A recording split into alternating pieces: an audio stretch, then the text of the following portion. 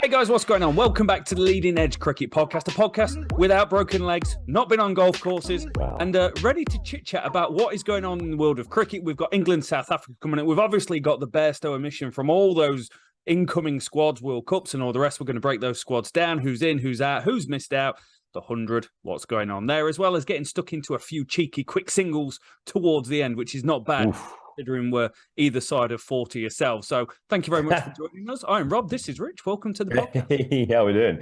First thing I say when I go and bat, if a new partner or I'm going out to bat, is no silly singles. No, Every single time without fail. Of life. Exactly. No silly singles.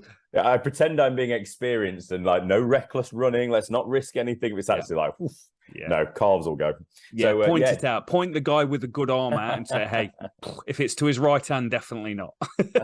Exactly. Johnny Bairstow, Rob, do not play golf. It is a dangerous game. We've always known it. We've always said it. It's not for me. I'm sorry. It's the old thing, isn't it? Ruins a good walk. Also ruins a nice bit of countryside. But, how's he done it? Our guesses first was that he got run over by a wayward golf cart. It's nothing as fun as that. Trip. Yeah, it's nothing as fun as that. It sounds like he was walking up to a tee box. So I'm guessing he was just walking up a slight slope. That's my interpretation of what walking up into a tee box is. Yeah, I'd say so. Or one of the the little markers that say, hey, this is where you hit it from. Like you get the little white markers either side. Yeah, we know golf. I mean, if it's crazy golf, yeah, I'm all over it. Pitch and putt, don't mind a bit of that. But proper golf, sorry, not for me. But Johnny Bairstow, it's probably not for him anymore. Football has been removed from the warm-up routine for cricketers, and probably golf needs to now as well. Johnny Bairstow, the informed player in 2022, 400s in 5 innings, if we remember. The man was on fire. He's missing the Test match, Rob. Yeah. He's now going to be missing the World Cup. Yeah. He could even miss the Pakistan Test series later in this winter. And it goes without saying he's also missing the T20 series coming up in Pakistan that we'll touch on. So really bad news for JB. Not so, sneaky old young Johnny Bairstow. But can we say it in the nicest possible way? A little bit of a blessing in disguise in isolation for a certain Harry Brook. Yeah, I think so. The question at the start of the summer was, how do we get Harry Brook in? Like, he's got to play Test cricket for England. He's in the form of his life. We don't get this type of form come around very often from good young players. Ollie Pope, yes. But we wanted to see Harry Brook, and Bairstow earned his slot. 6 centuries, 6 Test match centuries before the end of the English summer throughout, Australia, West Indies, and now England. Incredible form. I actually feel, although his form has been immense in Test cricket, the real loss is the T20 World Cup, because he's one of the finest white ball players around, and also a destroyer of spin in the middle overs, and that's going to be a big deal to England in those big middle overs, big pitches. It's going to be interesting to see how we play it. But yeah, Harry Brook, more power to him. He's deserved it. He's earned it. And he's had to really wait on, in theory, what has been a very poor English team that had 1 win in 17, and he still couldn't get into this top 6 that was averaging about 25, 28. So I'm excited to see how he goes. And it's a difficult start. It's a Test match decider, a big Test match decider against South Africa. And he's playing against that bowling attack that we've bigged up so much that I'm sure will probably get their selection a little bit more right this time. Yeah, absolutely. Harry Brook, he's 23, still a young guy, 56 first-class appearances so far, 3,000 runs, Rob, high score of 194 with his 700s and 17 50s, averaging 36.08. So he is definitely a man that deserves that opportunity, especially how he's done this summer. Obviously, we've not seen much red ball of him recently. That's because it was August. And August is no red ball month. Also, we should say Ben Duckett has well and truly deserved his call up as cover into the Test squads. That's the only change, as we spoke about last time, the only change into this third and final Test squad for England. We don't expect Duckett to play, obviously. And I'd imagine we don't expect any other changes in that starting 11 after the way Robinson bowled with Broad and Anderson. Duckett, though, really well deserved, got himself 145, I think it was, against South Africa in the Lions game, which Harry Brook also got 140. Well and truly deserved. And Duckett also is, we'll be talking about him shortly with regard to T20. But nice call up. He fits the mould. So I just want to touch on Duckett. He fits the mould of McCullum. Like he's good. He's short, he's strong, he hits the ball well, but he scores his runs at a tremendous rate. He's scored over 1,000 runs this year. A strike rate of 76, batting it generally like that number 3 hole for knots. That's a quite incredible rate to go and score your runs at in any format, minus T20 cricket. That's a very good rate to be scoring at. So he fits the mold, and he's positive. He runs hard. He does the basics well, but he's a very, very talented cricketer. Yeah, he is, and he can keep as well. So if you're in a pinch, he can take the gloves as well, do that. So it's well, like I said, well and truly deserved, I think, for Ben Duckett. I'm surprised we've not seen him in England colours more. I thought he might have had a shout earlier on in the summer in one of the either the 50 over or even one of the T20s, but we've not seen him so far. He deserves it, simple as that, and I really hope he snatches it, and maybe we'll see him on a plane to the World Cup as well, because that is a big question as well. Before we get on to that, though, Rob, South Africa, we spoke about how badly they got their selection last game. Short top order, really, long tail. Simon Harmer, second spinner. None of it really panned out, did it? Is there any panic? Simon Harmer, you'd expect misses out. Anybody else? I don't know. I can't see a team where you don't pick Marco Jansen in your best set of bowlers. Yeah. Like, their problem is the batting, and they haven't got the depth. They're missing Bavuma, who's their solid rock that bats at kind of number 3, number 4. It shakes around that team, and I think unless they pick a genuine another batter and play Varane at 7 and just take the hit and going, you know what, we've got 4 bowlers and that's what we're going with, then I'm not quite sure. But you're playing at the Oval. Oval's a decent batting deck, so maybe it is the time to. This is the track where we back having less batsmen on the pitch, and we pick more bowlers because we know to win the game we've got to take 20 wickets. So maybe this is the one where they pick the team that they played from the other test. And I don't know whether you play the 1 spinner or 2 spinners. For me, I'd go 1 spinner because Ngidi, Rabada, Jansen, Naughty Northager, I think is just an exceptional foursome that shouldn't be tampered with. Yeah, absolutely. I would agree with that. I think Jansen's got to come back in for Harmer. And then the big question, Aidan Markram, isn't it? He's the one a little bit under pressure. He's not a middle order player. He is an opener. He's been put in there, square pegging a round hole. KO Zonder's in the squad. He was the name that might have played first test, but he got beat by Markram. He's the man I would expect to come in if there is a change. There's also Ryan Rickleton, who's played in England a little bit this year, I believe. So he's the other option. Not many options, but yeah, I can't wait for this third and final test, mate. See the test summer home, won't it? I'd love it if England get a win, but the way this has been with South Africa, they completely dominated the first game. We completely dominated the second game, which means we have absolutely no idea how this last test is going to go. Yeah, someone's going to fail. It's not going to. I don't think with those 2 bowling attacks you're going to come away unless there's a lot of weather intervention, match drawn. It's going to be a result either way. And, look at the second test. It was all on for an absolute splendid test match. Very, very even until Stokes and Folkes played a match-winning partnership. Like, there was no one else anywhere near what they were able to achieve. So it's those moments. Who's going to take the moment? Yeah, absolutely. So moving on. Rob Key got a little bit embarrassed, I'd say, because he named the T20 World Cup squad. He fielded questions, spoke about how important it was that Johnny Bairstow, they thought he was the right man to open the batting in the World Cup. Jason Roy, unfortunately, due to bad form, he's missed out. So it was all about Johnny Bairstow opening with Jos Buttler in the World Cup and then golf injury. So we have the World Cup squad, Rob, which I will rattle through quickly, and then we can talk a little bit about omissions and who's going to replace a certain Johnny Bairstow. So it's Jos Buttler leading the way, Moeen Ali, Harry Brook, Sam Curran, Chris Jordan, Liam Livingston, Dawid Malan, Adil Rashid, Phil Salt, Ben Stokes, Reece Topley, David Willey, Chris Wokes, and Mark Wood. A couple of players back from injury there. Travelling reserves, who will also be part of the squad, is Liam Dawson, Richard Gleeson, and Timmel Mills. So, who's missed out, Rob, apart from Jason Roy, would you say? I'm going left field here. Going left field, but I'm going Adam Lyth. If anyone's watched the Blast this year or they've watched the 100, he's one of the better power play hitters that there is in the English game, hands down. His ability to hit sixes in the opening power plays is unrivaled. There's no one that's really getting close to him constantly, time and time again. And I know he doesn't quite fit the mold of young, exciting white ball hitter, but he's one of, if not the best hitter in the power play that there is in the English game. I actually ranked him. I looked at stats from the Blast and I looked at the stats from the 100 combined. He actually averaged 8-9 more than Alex Hales. He hit about another 200 runs on top of Hales. His strike rate was above Hales, and his balls per his six hitting ratio was way better. So I thought he was a little unlucky. Outside names, James Vince maybe doesn't quite fit the mold, but could play a 3 role. But David Millan's been in exceptional form all summer in white ball cricket, particularly in the 100.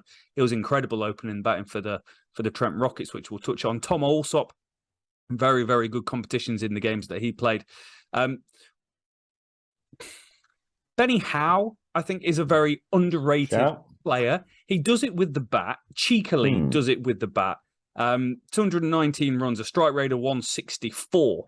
I thought he was very good throughout the summer, but also you throw into that with the ball, and his economy rate was 7.3. A 7.3 economy rate is pretty exceptional, to be fair, especially if you're looking at across the competition. The average economy rate was 8.68. And he's way under that. He's way under that. So I'm really surprised that he didn't get any sort of nod, because he's a sort of bowler that could fit a role, especially on big grounds in Australia. You know, he takes a lot of the pace off, a lot of change-ups. He could have done a job.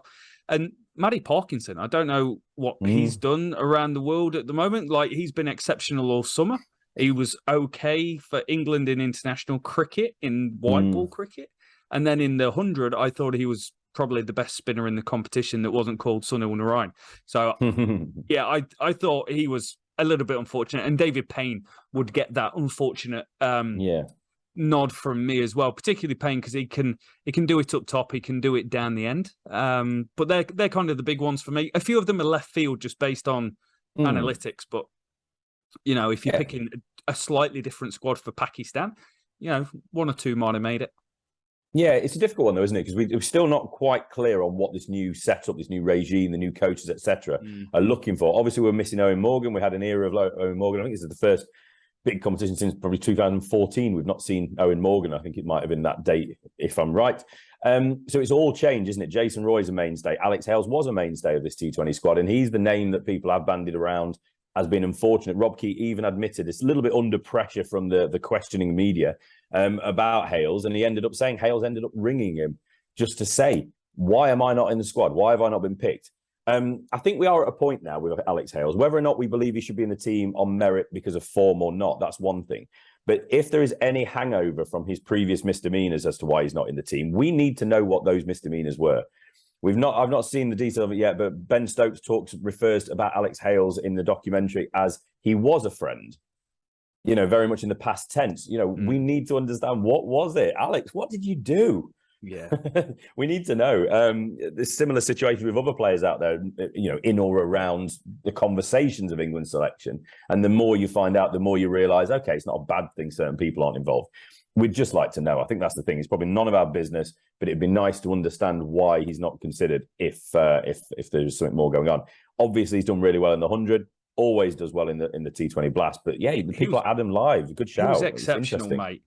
Hales in both competitions. Like me saying Adam Live, I thought was slightly better in the 100, doesn't mean Hales was bad. Hales was one of the best hitters going around, particularly in the power play in the 100. He had 125 runs, a strike rate of 150. In the Blast, he had 331 runs in the power play, a strike rate of 208, which is they're ludicrous numbers, particularly when there's so many, and it's not a contradiction, but there's so many people that fall on that average level. They're here, and then there's only a few that kind of creep to the top. He's definitely one of them. You know, if you want to go massively left field, and I don't think it's an England call-up, but, you know, we gave Adam Rosington so much praise for his county cricket abilities and the change that he had at the start of the Red Bull season and how he was really messed around. In the 100, he was exceptional. Now, I don't think he's an England player, but I just like him. I really like the way he goes about his cricket. He hits boundaries. He's built like a club cricketer, and he just looks like he's having a good time doing it. I love it. That's a good enough reason for me. Getting the club cricketer. I mean, Richard Gleeson, you could argue, is a little bit of a club cricketer, so he's already in there. So come on, let's get it in. We love the Richard Gleeson story, by the way. Very, very early on when we first started this podcast, Richard Gleeson was on our radar. just stepping up from club or minor county cricket. So that's why we mentioned that. So they're outside looking in, those players. Some are very outside looking in. They're like, probably need a ferry to get across to the area to get back to the house to then look in. But Hales, Live, people like that, they are options, but there are people closer in towards the squad that are maybe more of an option. I say that because the Pakistan series has also been announced. So there is a little bit of a confusion in my mind of why we've picked Pakistan series squad and we've already picked the World Cup squad. It seems a little bit strange to me, but we have a 7-match series getting underway very soon, Rob. 20th of September in Karachi through to 2nd of October. 7 games, Karachi and Lahore being the cities they've been played in. Really important, wasn't it, that England did do this series and did a decent-sized series after their poor form previously cancelling last year or so, whenever it was, I forget now. But really looking forward to that. This squad, let's just go for it quickly. We did think Moeen Ali would be leading because Josh Butler's injury, but he is named. So it's Josh Butler, Moeen Ali, Harry Brook, Jordan Cox, Sam Curran, Ben Duckett, Liam Dawson, Richard Gleeson, Tom Helm, Will Jacks, Dawid Malan, Adil Rashid, Phil Sol, Ollie Stone, Reece Topley, David Willey, Chris Wokes, Mark Wood, and Luke Wood. So the players that aren't in the World Cup squad or in the reserves that have been included is Jordan Cox, the young Kent batsman, Ben Duckett of Notts, Tom Helm, the big Middlesex seamer, Will Jacks, Surrey, all-rounder, possibly we can call him that. Ollie Stone, Warwickshire, nearly Notts, and Luke Wood, who's been around England squads this summer but not played yet, I don't believe. So some interesting names in there, and the two that we're going to have to look at really as a replacement potentially for Johnny Bairstow in the T20 World Cup squad is Will Jacks and Ben Duckett. Do you think either of those will get the shout above a Hales, Alive, etc.? It depends what you're trying to plug. Like I think they've decided that they're going to go all in on Phil Salt at the top of the order. So it becomes more of an option then, doesn't it? Yeah, and I think Will Jacks has got a lot of versatility to his game. He's exceptional. He can, like Liam Livingstone, give you a few overs, but Will Jacks, from the blast and from the 100, his bowling was actually really good. He didn't bowl all that much, but when he did bowl, it was really good. He averaged 19. He had a 6.77 economy rate.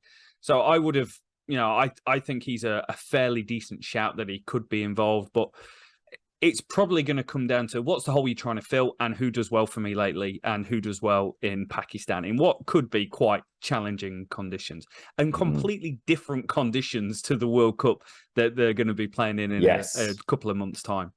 Yeah, perhaps they're not seeing it as like, if they perform in these conditions, it's not really an indicator of whether or not they'll perform in the World Cup conditions. So we will see. It's all going to come to light soon enough, isn't it? There are some really good options there. I'd love to see Hales given the opportunity, but we don't know why he's being held back as long as he had been. It's probably one of the longest bans, suspensions in world cricket history, isn't it? So we need to understand that better. But poor old Johnny Bairstow, looking forward to Harry Brook and Ben Duckett.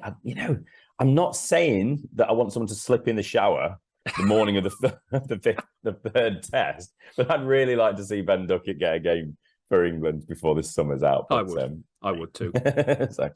So Rob, before we get cleared up, shall we just take a moment and have a think about the 100? Yeah. What do you think? What have you we're 2 years in? Has it been better for you this year? I've actually enjoyed parts of it. I feel a bit mucky saying it. I feel like I'm a red ball man. It's got in the way. It's ruined August, and all those things can be true. But I've actually enjoyed it as a cricketing spectacle. The cricket. I'm not as keen on some of the stuff that floats around the outside of it, but I've enjoyed it, and I enjoyed the final. I enjoyed the fact that it was a low-scoring final. The things that do niggle me, like I say, it's the fact that it's been prioritised at the expense of the 50 over. It's been prioritised ahead of Red Bull County Championship cricket.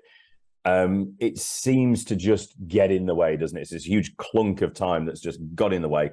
And some of the stuff around it, I mean, I like the commentators, generally speaking, but I was watching it last night, and is it someone Hartley? I forget her first name, apologies. But she sits in front of the crowd. I was thinking she sat there on a chair in front of a kid the whole game. Yeah. Kid's just looking at the back of her head for the whole game. It's like, why is she not wandering around the field instead of just sat there blocking someone's view? They're the things I worry about, Rob. Great, it was good fun commentary, but it's like, why is she just sat there all game in front of that person that bought a ticket? What's your problems with 100? scheduling, breaking Red Bull. She sat there sitting in front of a child to the crowd. Will no one consider the people behind them? So it's funny. It's a joke in a way, slightly niggling there, but all good. I enjoy it. It is a good spectacle, and the final was fun. And I did, like I said, I like the fact that it was a low scoring final. Yeah. And cricket, low scoring games can be so interesting and exciting. There was moments where the crowd seems to be drifting that hum in Lords rather than really getting into it, because it wasn't a boundary fest of a game, was it? No. But yeah, it was fun. I didn't watch a hell of a lot of the competition, but I did watch a lot more than I have done last year. So yeah, I can start. I'm understanding why it's good. I would like to see maybe the subsidized ticket conversation be played out. You know, the crowd's there because of the fact that the 100 is such an amazing spectacle, or is there something else going on?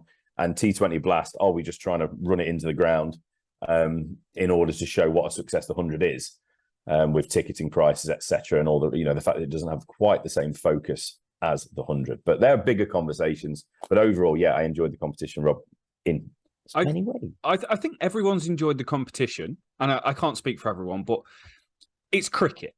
We like watching cricket. It's good cricket. Yes, it is. So we all like watching good cricket with high quality players playing. It's why, you know, you'll end up watching some Big Bash, and you watch the IPL and you watch the PSL, because there's good players playing in it.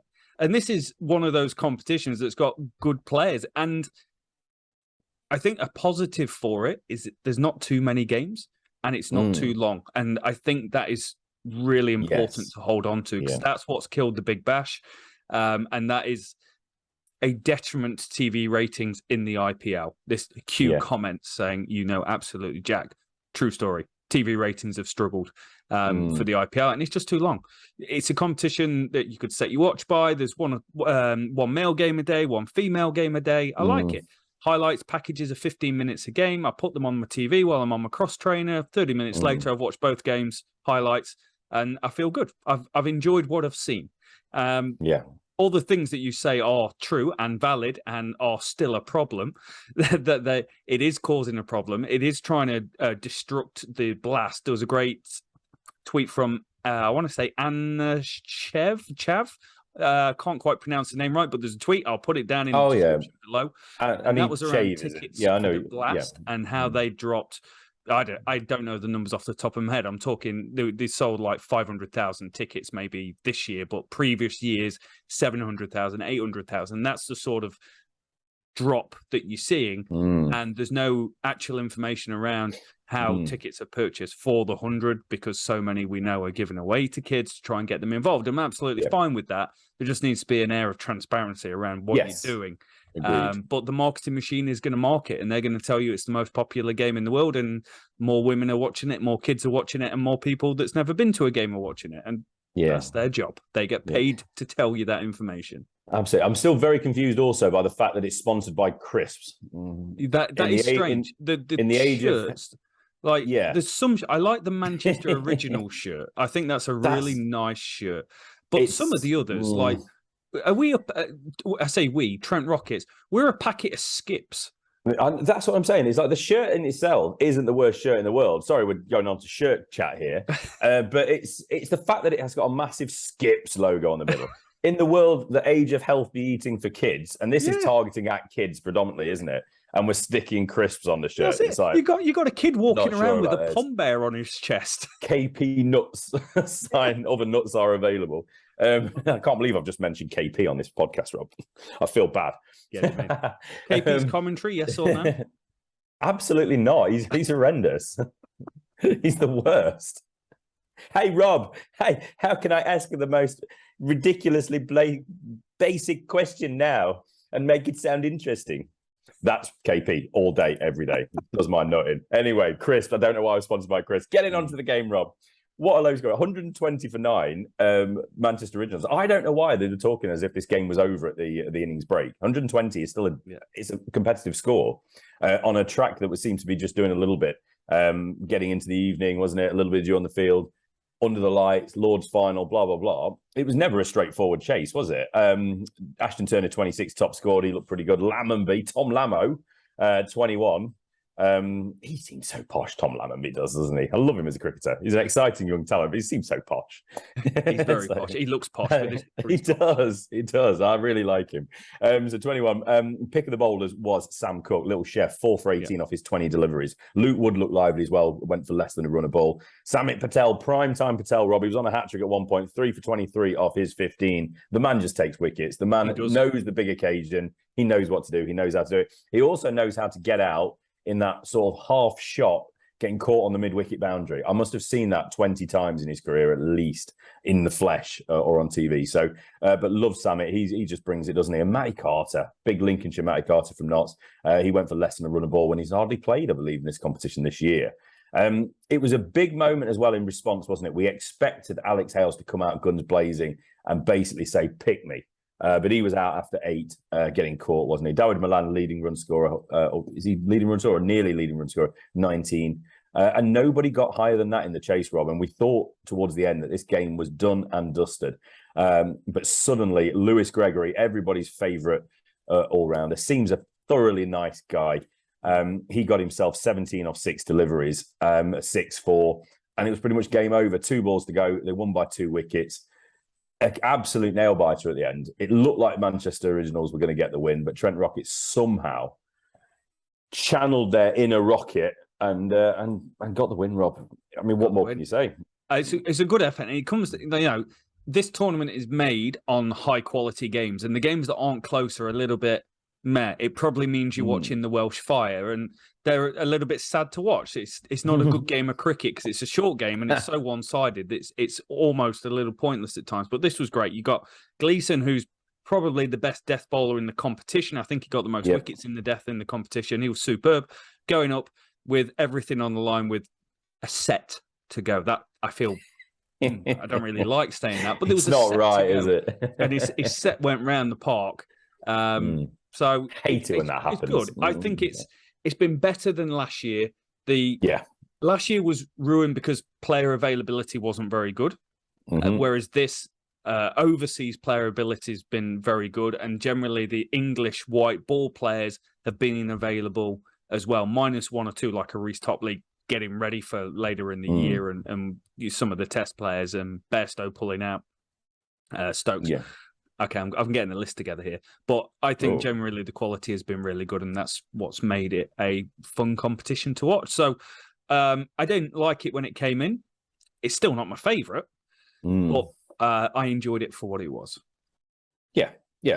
It's been decent, hasn't it? And we should say as well, the Oval Invincibles, they got their second win in 2 years, didn't they? Marizan Cap, player of the match performance, apologies, as the Invincibles won by 5 wickets, 6 balls remaining in that one. So congratulations to the Invincibles. It was not. It's just such a good, just the way of getting people eyeballs in front of women's cricket. Simple as that, isn't it? The fact that crowd's there for the day and they see a cracking game first between the women and then the men's game afterwards. So. Yeah, it's been a great competition. I mean, more than anything, I think we have to say the 100 has been fantastic for women's cricket. Yes. That's why it's been so important. How it goes down the track with men's, we shall find out with regards to T20 and all the rest of it. But for women's, it's here to stay, and it's a perfect competition to get everybody involved and interested. And I think that's certainly done that. So we do have another final coming up soon, Rob. And this is the final that basically was pushed into the background because of the 100. And that's the Royal London One Day Cup. So it doesn't really get the coverage it deserves. It's still a good competition. It's still an important competition because England still play one-day internationals, which is 50 overs. And if we don't play that, we will not be able to produce cricketers that can play that format. It's all well and good going over to Amsterdam and smashing the Netherlands 3-0 on a beautiful ground over there. But we've got to be able to do it against top opposition. Can you do it at Rochdale on a Tuesday night, Rob? That's what I'm trying to say. Probably not. And if we're not playing it, we probably can't, can we? So we need to. We are 92nd in the Football League, though, so you probably can. Yeah, I suppose if we are playing cricket, they could have Keith Barker though, ex-Rochdale Keith Barker, to play. So that would balance things out a little bit. But the Royal London One Day Cup, Rob, it's got to its conclusion. It will be played 17th of September at Trent Bridge. It's Kent, it's Lancashire. And it leads in nicely because this is going to be the swan song, pretty much, give or take, the big moment for a certain all-rounder, Rob, a certain 46-year-old all-rounder. Darren Stevens, who's Legend. been told he's not wanted anymore at Kent. He overcame his ex-county Leicestershire in the semi-final. He got himself 40-odd off 20-odd balls, tried to destroy the bar at mid-wicket boundary. He's just been a sensational cricketer. He keeps going. He's still bowling well, which at that age, more power to you, my niche shot. 17 years with the county, Rob. He's going to be moving on, but he said he's not had enough yet. He does want to play next year. What a moment. Lancashire have been a good team in this. Obviously, they've got some good players, Keaton Jennings, etc., who also deserves a bit of a conversation when it comes to England. But this one, I think, because it's Darren Stevens, the neutral's going to go Kent, aren't they, surely, in this one? You got to. You've got to. And I also like Kent's ethos around this. I think Sam Billings came out and said, the players that's played in this competition will play in the final. And I'm just like, I'm all in on that. Why shouldn't it be? Don't bring in all these superstars. I agree. Who are very good cricketers. So I don't know why it got one of them. Little quotation marks for people listening on the podcast. But I just think it's really good. These guys have earned the right to be in a one-day final, and they can go out and do it. And I just really like that about Kent. Lancashire have been great, though, throughout the competition, haven't they? They had that quarter-final that Brace was obviously commentating at, but excellent game of cricket. Keaton Jennings been in incredible form throughout the competition. Keaton Jennings in incredible form in any format he plays in. Let's be honest. Summer. He scores runs in the Championship, scores runs in Royal London Cup, and did well in the Blast. He's a massively underrated cricketer. He wasn't again. Yeah, he wasn't my cup of tea when he was last with England in the Test setup, but he's certainly forcing himself forward again now to be one of the first names if we discuss a Zach Crawley replacement in due course. But Zach Crawley has a third test to get rid of that conversation, doesn't he? He does. So, yeah. Shall we get this pod wrapped up today then, Rob? We've covered some great stuff there. Shall we quick singles? Shall we go for a few? Quick singles? Let's go. Quick singles? Let's go. Right, we're going to start with Kent. We've spoke about Darren Stevens. He's not going to be back, as we said, at Kent. He's moving on. Who will take him? That's the big question. He has a replacement already, I think, because they signed Joey Everson from Notts, a young all-rounder who performed very, very well in that semi-final. He's a good all-format cricketer, so he's going to be replacing Darren Stevens. Huge boots to fill. They've also lost a certain Matt Milnes, who we'll get onto in a second. Zach Crawley, though, a bit of good news. Just mentioned him. He's signed a contract extension that takes him through next summer, so he won't have to worry about where he will be living at that point. First bit there, Rob. Any comments you want to make on the Kent rebuild? Depending on the third test, Zach Crawley will be available a lot for Kent. Whoa. That might be good money's worth. That is good money's worth. Good money's worth. A county making a move. We just mentioned one. Joey Everson has left Nottinghamshire to go to Kent. Notts have been making a few moves as well. Zach Chappell, he didn't really get the opportunity, did he? He's not played as much as he expected since he signed from Leicestershire a few years ago. He's doing the East Midlands trifecta. He's going to be moving over to Derbyshire next year. Interesting move for him. Good luck to him. James Pattinson, the Aussie, Darren's brother, if you're a certain age. He's had to cut short his contract with Notts for personal reasons, moving back to Australia, young family. So he's going to miss the rest of this season. Disappointing for everybody, really. But he's been a great servant in his couple of spells at Notts. But the big one we want to talk about, Ollie Stone. We mentioned it briefly before. He's back in the Pakistan squad. He's fit again. He's moved to Notts after turning down a new deal for Warwickshire. This, for me, seems a strange one. Warwickshire have stood by him through a lot of injuries over the years, and now he's made the move to Notts. And from a Notts perspective, great move. But if he plays well, surely he's going to be playing with England, you would imagine, in one form or another. So you won't necessarily see a lot of him. I don't know. I don't know how to cut this one up, Rob. Yeah, the Stone one's a head scratcher. He's pretty much, with limited cricket behind him, come straight back into this England squad, and England rate him highly enough. I think you'll probably see him transition away from red ball cricket because the injuries have been a lot over the last few years. He's good enough. He's quick enough. Quick bowlers are a premium, and he will earn a lot of money around the world if he can keep his body fit playing T20 or 660 or the 100. Yeah, absolutely. Yeah, it could be anything. T10, T anything. T1. I'm looking forward to the 6 over event. It's going to be soon. It'll be soon. The 6 ball event even. Right, another county making moves, Rob. Yorkshire. They're on the rebuild, obviously. They've lost already, haven't they? Players like David Willey. He's moving back to Northamptonshire. Tom Kohler-Cadmore is moving on to Somerset, while Stephen Patterson has been told he will be able to leave at the end of the season. But incoming, Ben Mike. Young, interesting, exciting all-rounder from Leicestershire, 3-year deal. It could be a genuine multi-format all-round player, solid signing. Matt Milnes, Ex-Notts, moving on from Kent, ex-Newark Cricket Club. Allegedly played one game under somebody else's name when he was about 12.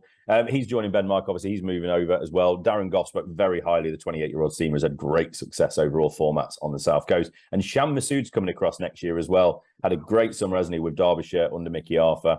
But the opportunity to link up with Otis Gibson, who coached him at Moulton Sultans, was a big part of the appeal for him. And he signed a 2-year deal. Yorkshire making moves. Very, very good from Yorkshire. They are in ultimate rebuilding mode, culture-wise, player-wise. People out, people in. Bring the right people in that you want to build it around. So good for them. Absolutely. So one last county to mention, and then I want to finish on a retirement. But we have Durham, 33-year-old keeper and one-time captain Ned Eckersley's been told he's surplus to requirements at the end of the year, but they have extended Bryden Cast for a further 3 years, the 27-year-old seamer who's starting to get in and around the England setup. So good move for him. But I want to end on James Hildreth on my part of here, Rob. Somerset stalwart, he's announced his retirement, and due to a hamstring injury, he couldn't wait till the end of the year, so he did it with immediate effect. Unbelievably uncapped Hildreth, Rob. 224th leading run scorer in county championship history with 15,698 runs to his name, all scored for the one and only county for him, Somerset. One county legend. We won't see the likes of that again, and we certainly won't see a player getting to that sort of level. I don't think, again, with the fact that we're not going to be playing probably as much county championship as we go forward. Yeah, shame he never played for England, mate. He was good enough. He just played in an era where there was players like KP and a really strong England lineup after us having a few rough years. 1 minute to go on the podcast. Trent Boult, Colin de Grandhomme, both no longer New Zealand contracted players. Yes. Both of them are moving on into T20 World and will earn a lot of money. De Grandhomme has officially retired from international cricket. Trent Boult has left the door ajar just a little bit. And Rich, tomorrow, county cricket is back. Division 1 and Division 2 in operation. Surrey top of the table above Hampshire, Lancashire and Essex in the chase, as long as Nottinghamshire and Middlesex 1 and 2 in Division 2, with Glamorgan and Derbyshire still got a shoe-in of trying to make it. Ooh, all interesting stuff. But we love the fact that Red Bull's back. It must mean that we're in September. It must mean that winter's on the way, because that's Red Bull. That's when it's coming back. We love it. Test cricket's coming on Thursday as well, Rob. Plenty of cricket this week. We'll be back to cover the South Africa-England decider and probably talk a bit of Red Bull County Championship. Looking forward to it. We'll see you then.